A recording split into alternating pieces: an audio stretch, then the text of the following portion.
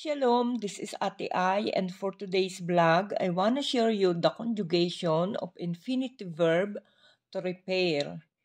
In Hebrew, litaken. Okay guys, bow not kill. Present tense, repair. For masculine, singular, mitaken.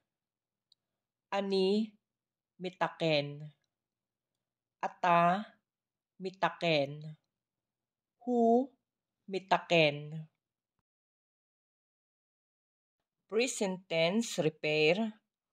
For feminine, singular, mitakenet. Ani, mitakenet. At, mitakenet. He, mitakenet. Present tense, repair. For masculine, plural, or mixed gender, mitaknim. Anachnu, mitaknim. Atem, mitaknim. Hem, mitaknim. Present tense, repair. For feminine, plural, mitaknot. Anachnu, mitaknot. Aten, mitaknot.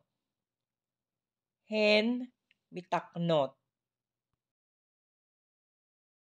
Okay guys, for past tense, repaired. Tikanti. Tikanta. Tikant. Tiken.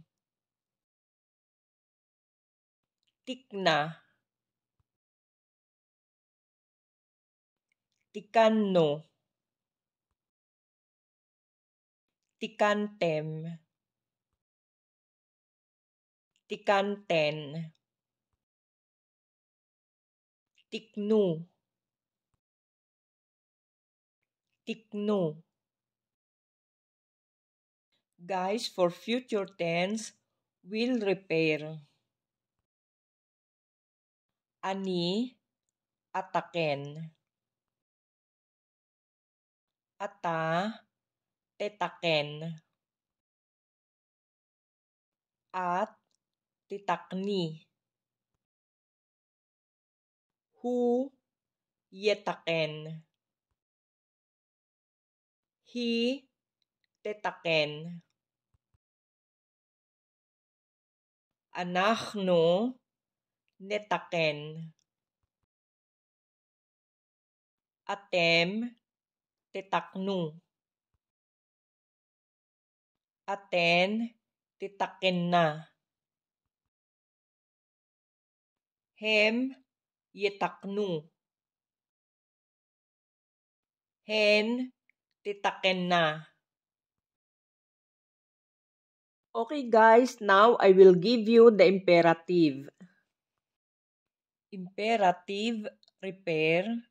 For masculine, singular, taken.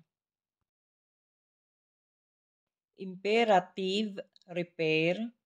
For feminine, singular, takni.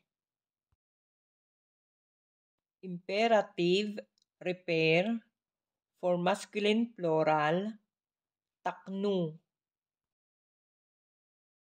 Imperative, repair.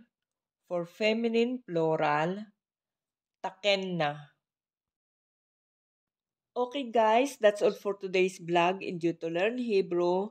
And please don't forget to like, share, comment, and subscribe. And don't forget to hit the notification bell for more videos. See you on my next vlog. Hamon hamon to dali kolkem. God bless you all. Lihitraot.